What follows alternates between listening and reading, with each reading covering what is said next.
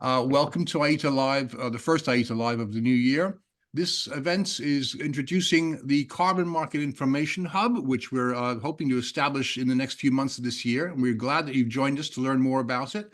I'd like to kick off by welcoming you to our speakers. We're joined today by our President and CEO, Dirk Forrester, of course. We also have Andrea Abrahams, who's the Managing Director of Voluntary Carbon Markets at IETA. Camilo Trujillo is a technical analyst at IETA working in Latin America. Alex Sayre, the CEO of Ser Carbono. And to kick it all off, our Communications Director, Mark Downs. Mark, over to you. Thanks very much, Alessandro. If you could move to the next slide, please, that'd be great. Thank you. Thank you all very much for joining today. Sorry, the slide before, Alessandro, with the agenda, that'd be great.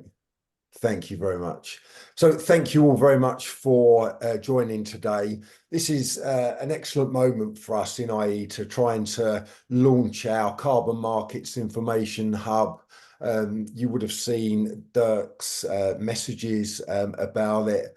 You know, we're entering our 25th year as IETA, so really important times for us. And we really see the important need for creating a carbon market information hub for, on the whole, stakeholders to go to a web-based platform for core information they want to know about carbon markets.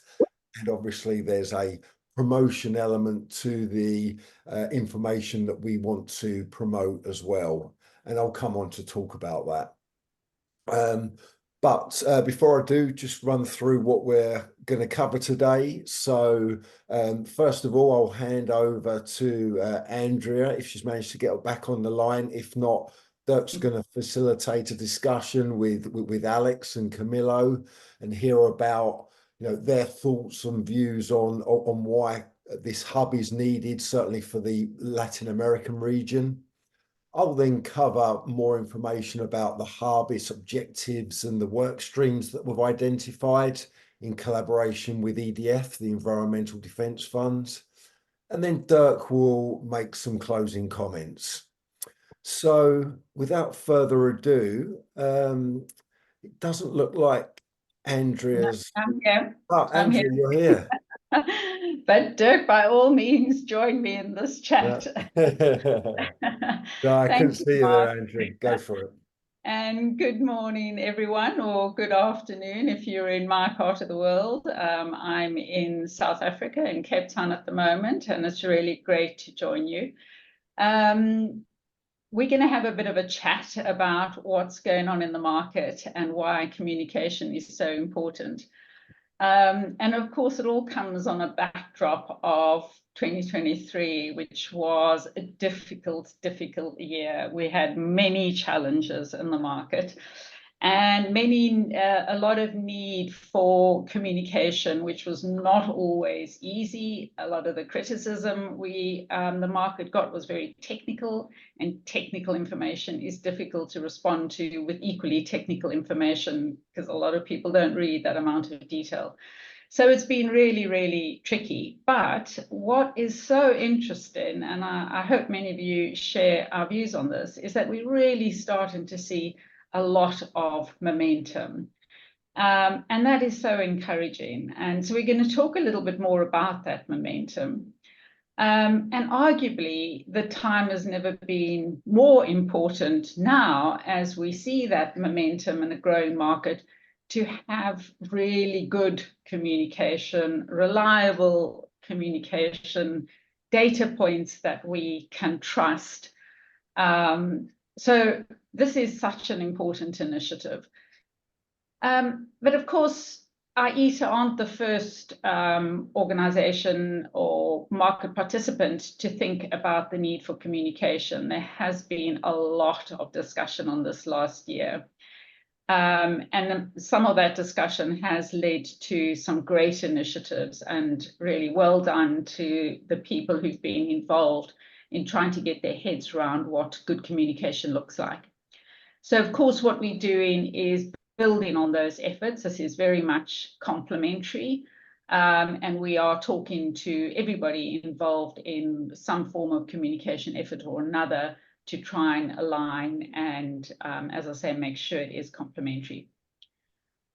We feel quite excited, though, by the opportunity, because with well over 300 members representing the entire value chain of the carbon market, we think we've got a really good opportunity to understand what's needed and to rally support from our members and beyond our members for what we are hoping will be a real center of key good quality and critical information. So, but I'm not going to actually talk any more about the hub right now, because Mark's going to cover that in quite some detail. So I'll leave that to you, Mark. And what I wanted to talk a bit more about was this momentum, because I think it's quite exciting to analyze it a little bit and think about what all the indicators are and where we're seeing it. So I'm going to chat with Alex and Camillo, but just before I come to Alex and Camillo, I'm going to throw in a couple of thoughts that I had myself, just to kind of get your brains going around what you think some of these indicators of momentum are. So looking at some of the big global initiatives, I think probably, sorry, before we go to global initiatives, I think the first thing we need to look at is data. What does the data tell us? And some new information that just I saw today, in fact, was that our retirement numbers for January are looking really good in the voluntary carbon market. And that builds on an excellent December. So it looks like we're gearing up for a good 2024. Moving now to initiatives, so we will be seeing this year some core carbon principle labeled credits in the market, hopefully within the first quarter. From the ICVCM, we'll be seeing some VCM labels in the market. So that's interesting. And we are seeing the growth of the CROA accreditation program, which is also exciting, because these are all important integrity initiatives for all market participants. We'll also be in this first quarter, in fact, at the European Climate Summit, sorry, that's in April, we'll be launching a piece of work that IETA has spent a lot of time on, and that's to develop some guidelines for the high integrity use of carbon credits by corporates. A lot of thought has gone into that. So I think that's a helpful initiative to the market to hopefully move things forward. Another one is the World Bank. Not sure how many people are aware of the engagement roadmap that the World Bank launched at COP. And they had their first kickoff of that roadmap. And that really is looking at coordinating with a number of other initiatives to, again, sort of try and understand what a framework around integrity looks like for financial integrity, for environmental integrity, for growth, and how to scale. So a lot of initiatives there. CFTC, IOSCO, both putting out consultations. We're busy responding to those at the moment. And then, of course, in Article 6, although we were all a bit disappointed by what happened at COP in terms of 6.4, we are really encouraged to see the momentum building around 6.2. And for those IETA members who may be on the call, you could have joined the International Working Group recently, where they spoke about the number of letters of authority being authorized at present. And gosh, it really is quite a growing list. So that's exciting, as well as having our first transaction concluded between Thailand and Switzerland.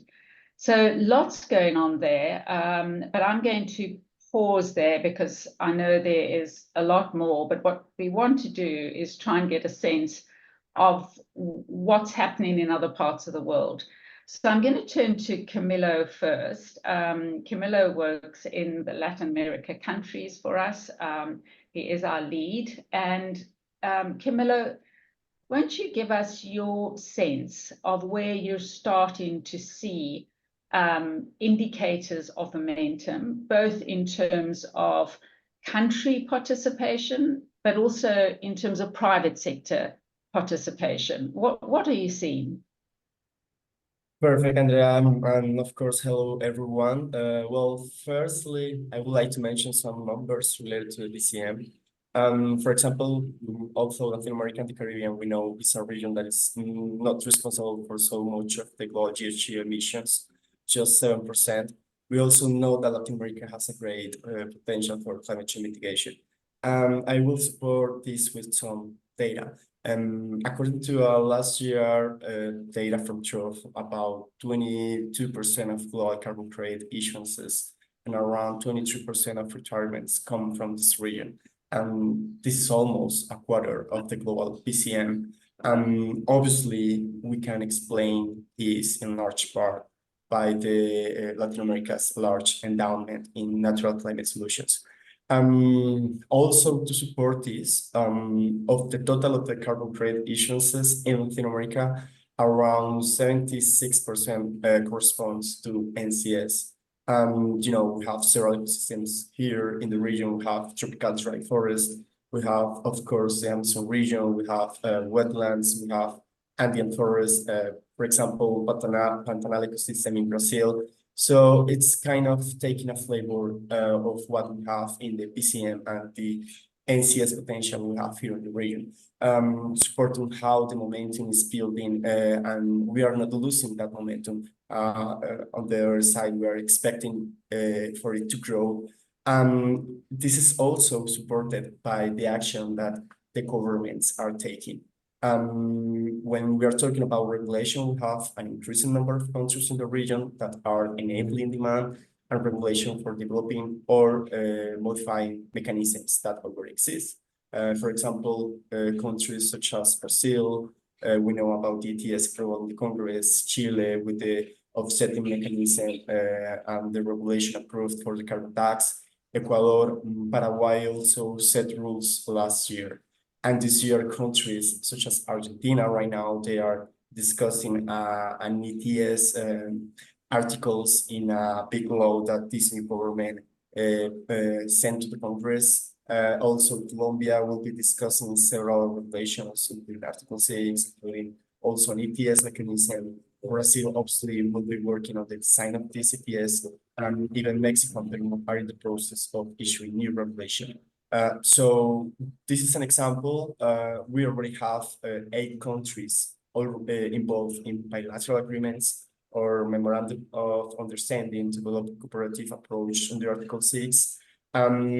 Despite, and this is more like a reflection, despite Latin America not being a consolidated bloc, for example, as the European Union, of course, we have many countries that have been working on regulation. And right now, the 5 biggest economies in the region are working, for example, in ETS. So I would also would be risky to say that even Latin America is a good example for other countries to create a regulation. And not only in the federal level, but also at subnational states. We have amazing progress in Mexico, for example. We just had Tamaulipas creating a carbon tax. This is starting this year with the offsetting mechanism. There, Brazil also a lot of movement at subnational level, and also Argentina. So this is to give you a sense. And finally, I would like to mention how communities or what does the market mean for the communities. I know, for example, projects that, of course, with the incomes that these projects generate, for example, in the Pacific region in Colombia, they were able to have electrification in non-interconnected areas with solar panels, or for example, having water purification plants, or even schools and health centers improvements. And of course, this is possible because of the market, where we have areas where the state does not reach because different reasons. Some communities could even receive more resources than even municipalities, for example, in the Amazon region, where the state obviously cannot have like that budget for communities. So, and of course, this will be a work of Mark after, but I would say that if we are talking about protecting the market, we are talking about protecting the market also with information to guide governments in designing and implementing mechanism, information to show other phases of the projects that many times are not echoed such as cool benefits, for example, and also having information to be able to face a specific discussion. You have to also have this clear, this in mind. A negative effect on the voyager side, we felt that in the communities and in the LAC region. This is how I think this initiative can help LAC by providing information that can protect the market. And I will finish with that. Thank you. Thanks, Camilo. I mean, there's some comments in there in terms of sort of support for communities that, you know, you can just imagine what great stories they would make of action on the ground. But of course, Alex, turning to you, we wouldn't want to create a false impression that everything's sorted, because while there's great indicators of momentum, there's also challenges still. And I wonder what your thoughts are in terms of the sort of emerging government regulations and how can communication support that? Because I'm sure not all regulations were born equal. Yeah. Thank you, Andrea. I wanna point out that the interest of carbon markets in the LATAM region is increasing. Just Camilo mentioned a lot of initiative that has been, having the different countries, but there is right now still a lack of understanding how carbon markets works. What are the benefits of carbon markets? In fact, I want to mention a study that the Development Mag of Latin America did last year, and they were pointing out like the systematic gaps of developing a BCM in the region. And the first one that they identify is this one, is that there are limited technical, institutional, and operational capacities, as well as knowledge and information within stakeholders involved in implementing and consolidating the carbon markets. That's one of the main gaps they identified. The second one, which is really interesting and really related with this initiative, is that there are incomplete regulatory framework for effectively implementing market instruments that complement and comply with Article 6. And the third one that I choose is that there is limited cooperation among the region's countries for disseminating good practices, lessons learned, and transactional opportunities in developing and implementing carbon markets. So this is really relevant for the thing that we are discussing right now, because these are kind of the needs that we have here in the LATAM region in order to have a tool to disseminate information, good information about carbon market, to be like a trustworthy tool to get that information, to spread out the benefits, the good cases, the good ones, the regulatory frameworks, the comparisons that we may have to in order to develop regulatory frameworks and to develop the BCM in the LATAM region. I also want to refer to another study, because this is in the government side, but there is also a business side. There is an interesting study of the Chamber of Commerce of Bogota that they did like 3 or 4 years ago. They did a survey within 1,500 companies about climate action. And it's impressive. 86% of companies that were surveyed didn't know what carbon neutrality is. And that's in the business sector, which you may think that they are more informed than the general public. So, and I have seen that many companies doesn't know what is carbon neutrality, what is a carbon market, what is a carbon credit, and they don't find ways and they don't have ways to be informed, because all the information is, spread out in the web, and they don't know which one is the best source of information.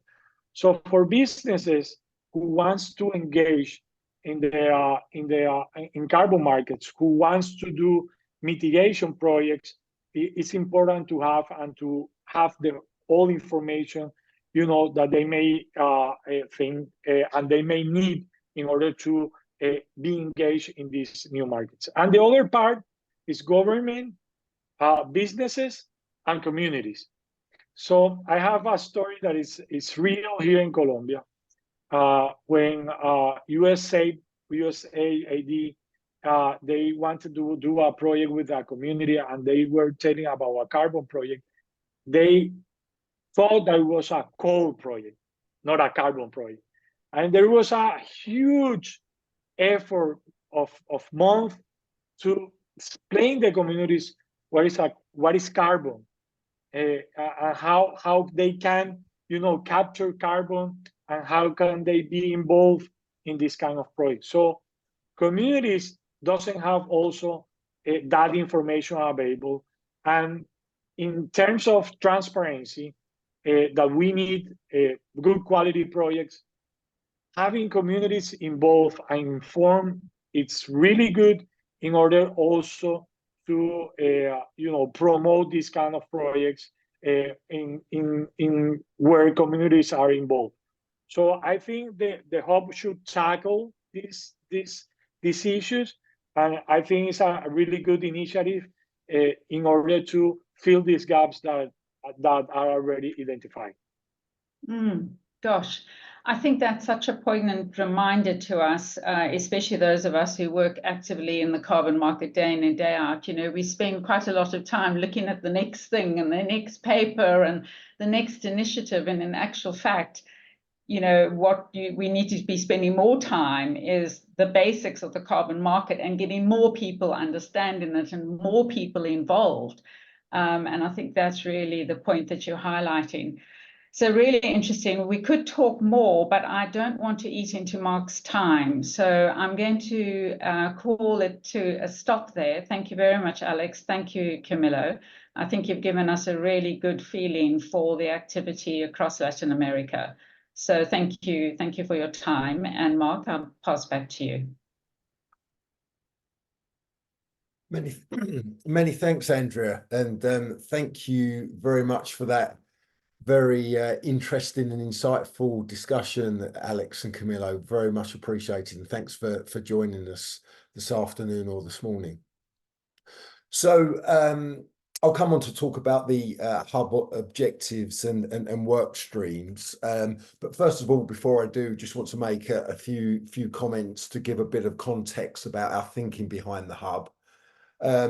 So the first point that I want to make is really just picking up on what Andrea said, that there is a communications community across the industry that comes together, exchanges information, and we're all working together with the same aim. And I'll come on to what the aims of the Carbon Market Hub is in particular.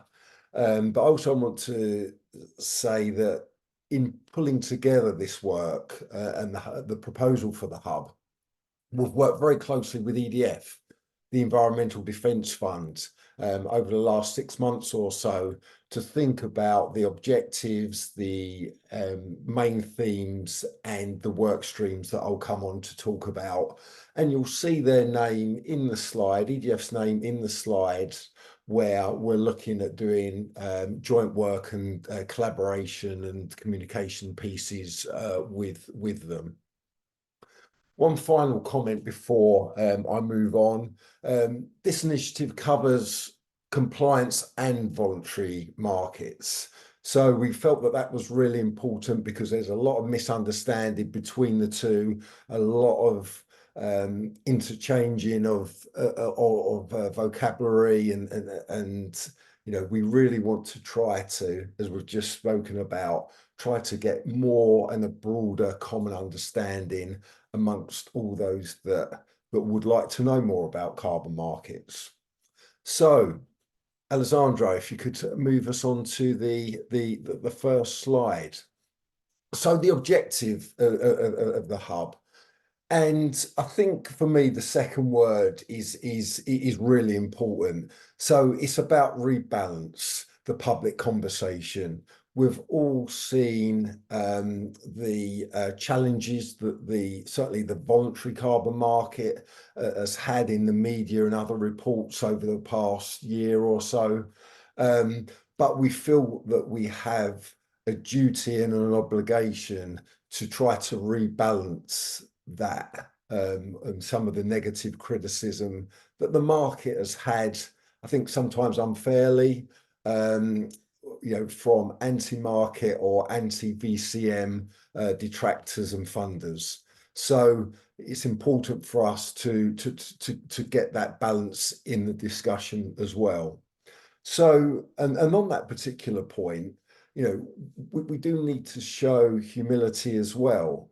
A bit like mobile phones, they have continuously evolved over years. We first of all had the Nokia, everyone thought that was great, and they've evolved. Then we've had smartphones, iPhones. The iPhone 1 was regarded as brilliant, and now we're up to the iPhone 15. So a bit like iPhones, a bit like bicycles, they've evolved over time as well. Carbon markets are evolving over time. And indeed, this carbon market information hub will evolve over time. But let's try to rebalance that conversation on compliance and voluntary markets, but by providing strong factual information, showing their benefits to deliver, well, their essential role in delivering net zero. Without carbon markets, there is no net zero. Forget it. Carbon markets are the net of net zero, and that is completely, clear. And obviously, there are other benefits that have been alluded to that Alex and Camillo have referred to around the social benefits. Absolutely essential.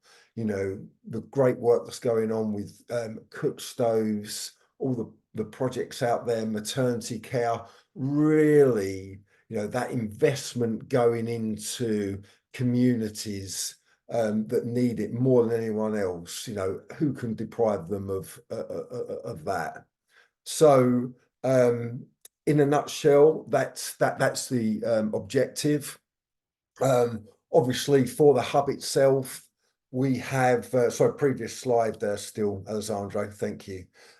Obviously for the hub, we've set out communications objectives for this first year. Obviously, a bit like we're doing here, we need to raise awareness of the hub. We've been talking to lots of members and other organisations. Thank you very much to those who have already contributed to the hub. That funding is invaluable. We put to excellent use.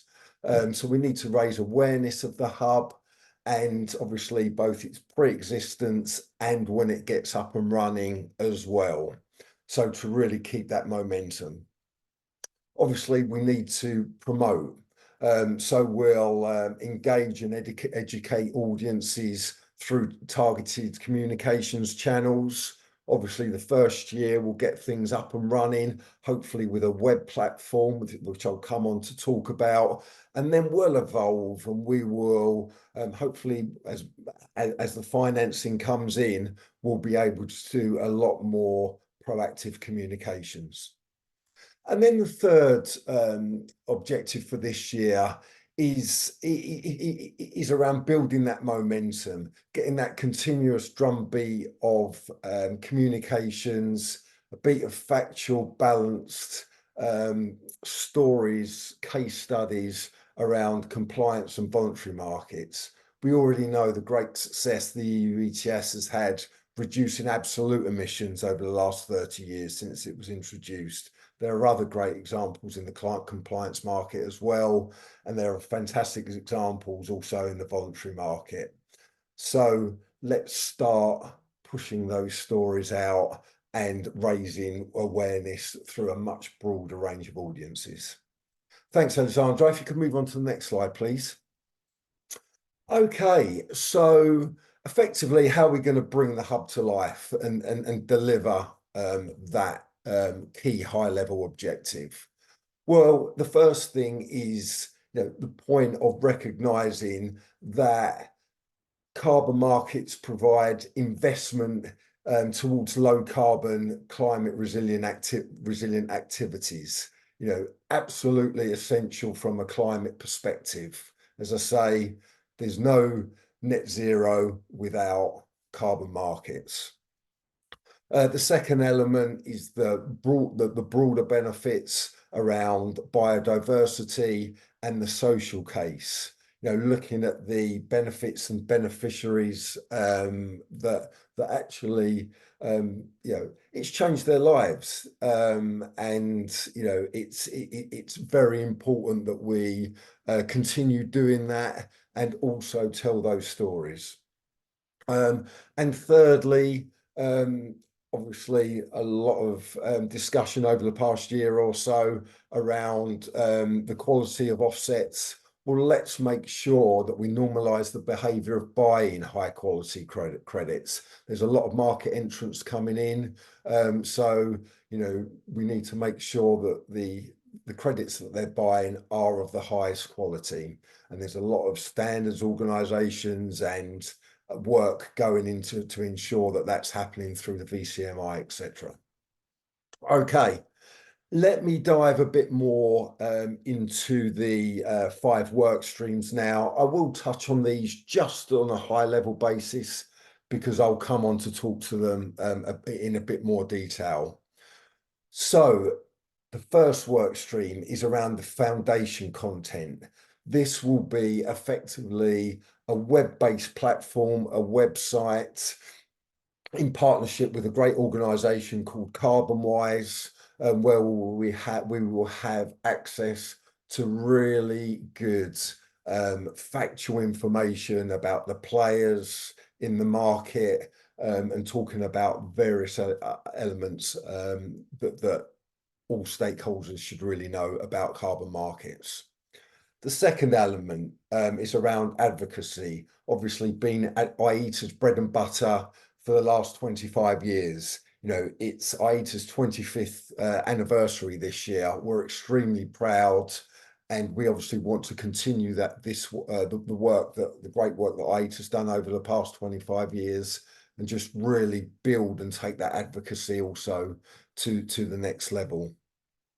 The third element is really the proactive communications element, really pushing out media and digital communications. See, last year now, 2023, IETA already did a lot of work in that area, a lot more outreach to the media and a lot more digital media communications. But it needs to go to another new level, and we will, with this hub, meet that challenge. The fourth element is around research. Absolutely essential that the academic and the strong research is there. Already a lot out in the public domain, but that we utilise that and feed that into the previous 3 work streams, and infuse that good research into our communications. And the fifth element is around education, what I describe as more proactive communication. So, Alessandro, if you could move on to the and the next slide, please. Thank you. The foundation content. This is the web-based platform. So here, as I mentioned, we're looking at a partnership with CarbonWise, who have already got some excellent work out there on their platform at the moment. We're going to be supporting and working with them in a partnership, bringing excellent content for all stakeholders. That content will take various forms. It will be obviously fact sheets, animations, infographics. So really something for everybody there. And it's going to be the go-to for hopefully the media, carbon market participants, and really anyone who wants to know about carbon markets, and it will have a range of knowledge within that hub. One one or two other things we want to do that we feel are absolutely essential. Obviously, IETA, you know, we follow regulatory and policy developments very closely. That's our key. That's you know, that's our core competence. So we really need to continue that, and would like to share with the community, you know, the policy developments and the policy milestones that we're looking at that will change the market. So we're looking at this hub to be able to set out those key milestones for you, so that you know what's coming, and then sort of link to IETA's and others' positions on those particular pieces of policy or milestones. And the other element, I think it's become clear from certainly this conversation with Alex and Camillo, you know, the issue of translation. A lot of the information at the moment that's out there in carbon markets is just in English. That completely needs to change. So an element of this work will be around making sure that that happens, and that there is you know, translation into other languages. I'll leave it there for now. On to the next one, please, Alessandro. Thank you. So, as I mentioned, this is IETA's core competency, been doing it for the last 25 years. And what we want to do is have further support for that advocacy. You'll see we're looking at working with EDF, other like-minded NGOs, to, you know, form joint policy positions, you know, and promote those policy positions with policymakers throughout the world. This is a global initiative. So often IETA is regarded as the, you know, the trusted advisor for carbon markets and the go-to, as we see, you know, in our COP pavilion, in our regional summits. So we really want to build and continue that. And the last point that I make is, you know, we've touched on the beneficiaries of carbon credits. And you know, we'd like to bring them into the advocacy so that policymakers can hear firsthand from them, you know, the importance of the investment and how it changes lives. Can you move on to the third work stream, please, Alessandro? Okay. So as I mentioned, this is the proactive communications. So the stuff that gets us communications experts up in the morning, the stuff that we really like doing. So this is about promoting impactful content to really demonstrate the essential need for carbon markets. So we'll be looking at doing this through a number of channels, using a number of communications tools. So here you'll see the list of, yeah, promoting case studies, media briefings. IETA has done a fair few of those, certainly last year at our regional summits. We had where we've held media workshops. We've also did a lot of media briefings, proactive media briefings last year, and managed to reach a fair bit of coverage. 25% of our media briefings were with tier 1 mainstream media last year, and could see that balance starting to come into some of the discussions in some of the tier 1 media. That needs to continue. It needs more momentum. You know, talking of the media, you know, it's the best thing to do is go out and see and feel these projects. I would like this hub to be able to do that and facilitate that, allow journalists to go out and see the work, the great work, how it's changing lives, and be able to report that back. And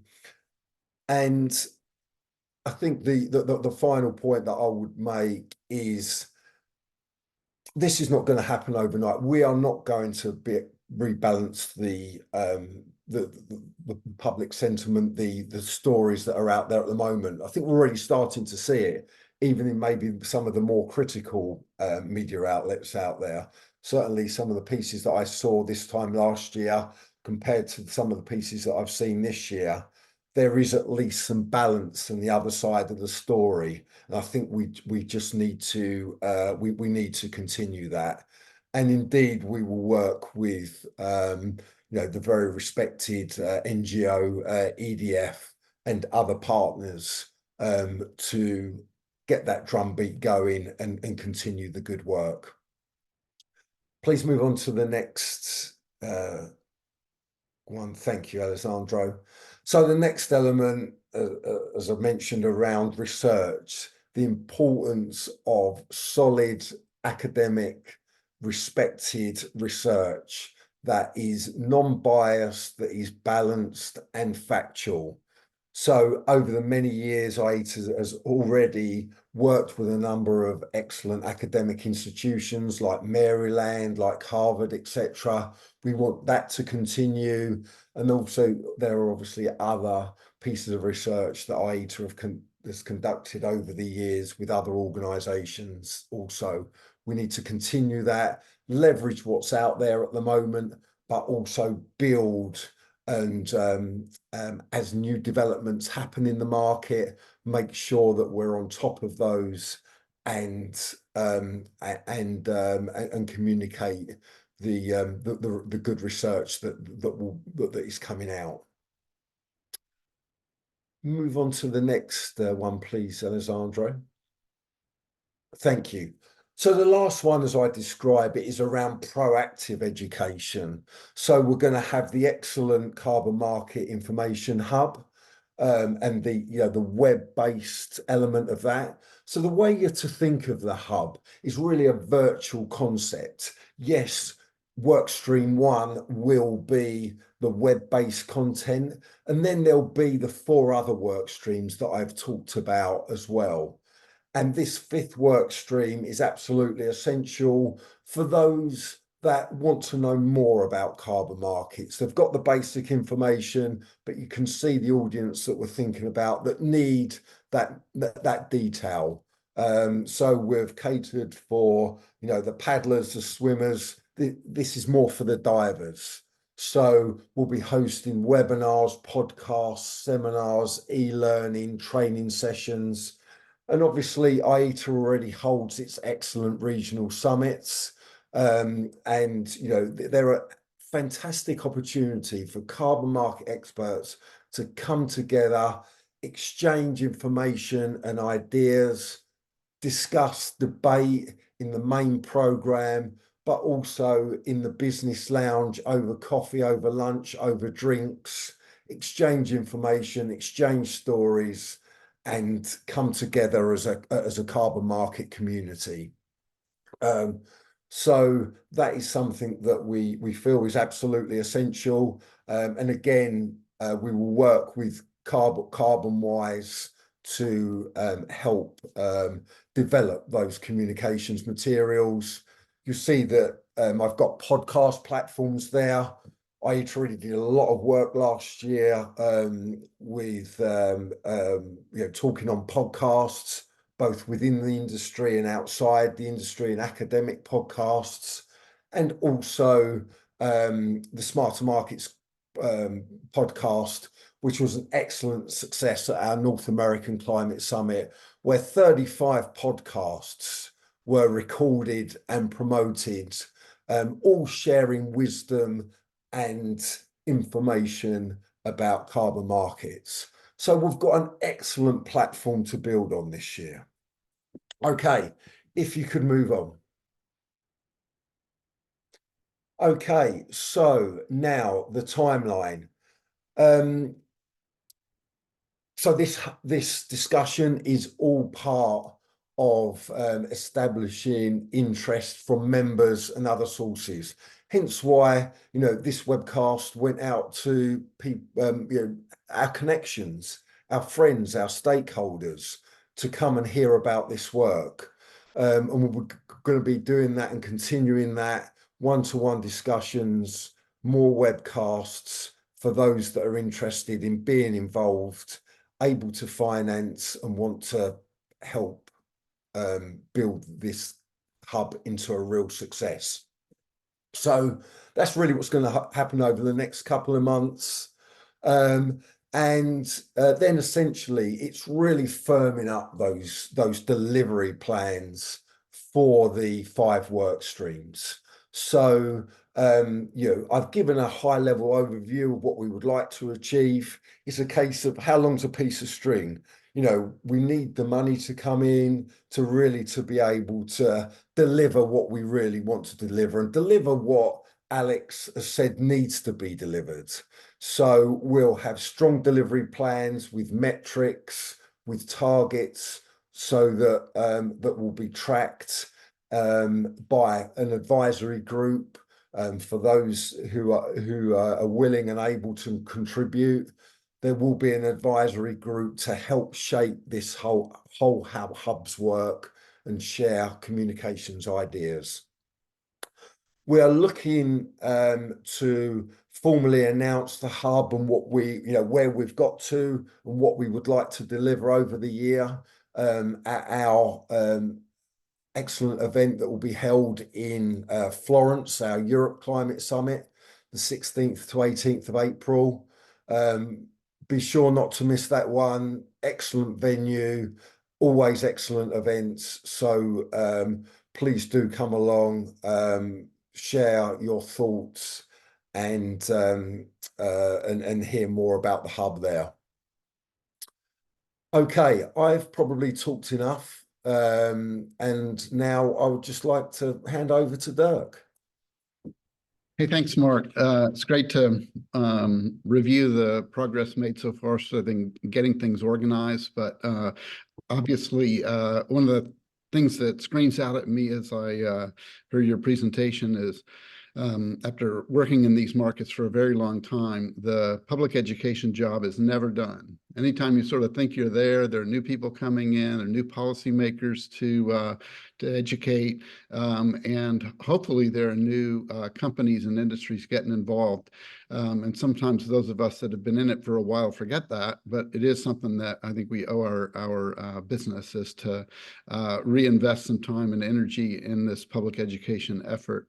The second thing that, Alex, thank you and Camilo for being with us from Latin America. Earlier in our earlier version of this call, we had one of our colleagues from India on. Those are both regions where we're seeing large new markets in development. And we have high expectations, particularly for Brazil and for the countries in the Pacific Alliance that Colombia, I know, is part of. These are coming online, and there will be new people getting involved in our market, and we need to be able to provide the communication support for these new markets in development and answer questions as they come up, but also provide a lot of the lessons learned from past experience. And then finally, I'll just reiterate that part of my job here is just to reinforce the ask.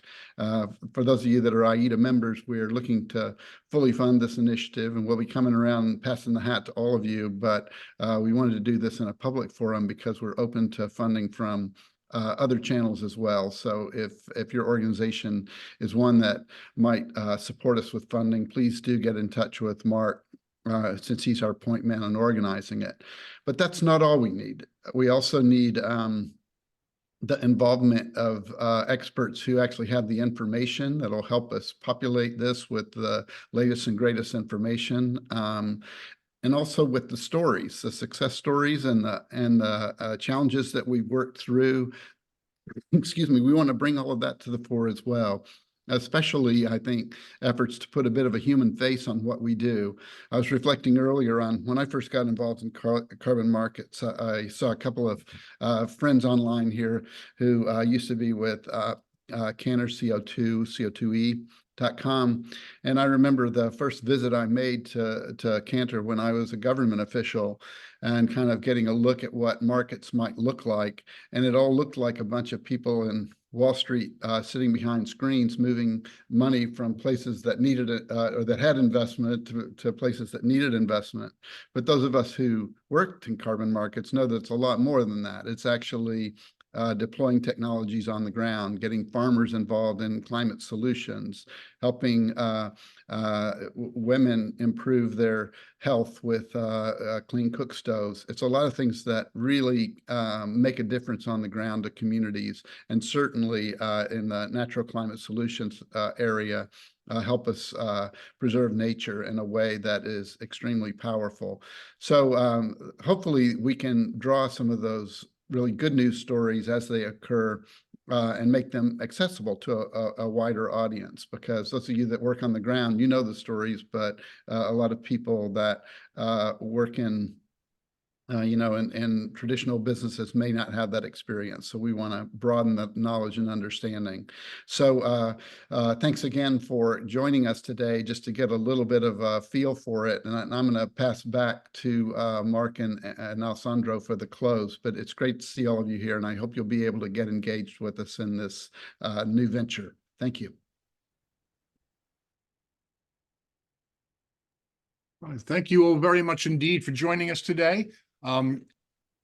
This is the end of our presentation on the Carbon Markets Information Hub. If you have any questions, if you'd like to get a slide deck, a copy of the slides we've shown today, if you'd like to learn more about the funding, the fundraising, the project itself, and the elements that are going to go into it, please don't hesitate and reach out to Mark Downs. His email is on your screens right now. He'll be happy to give you more information and to keep in touch with you as we progress towards the development of this hub. Thank you all very much for joining us. Thank you to our panelists for taking the time to speak and share their thoughts. And we hope to hear from you soon. Please keep in touch. Many thanks.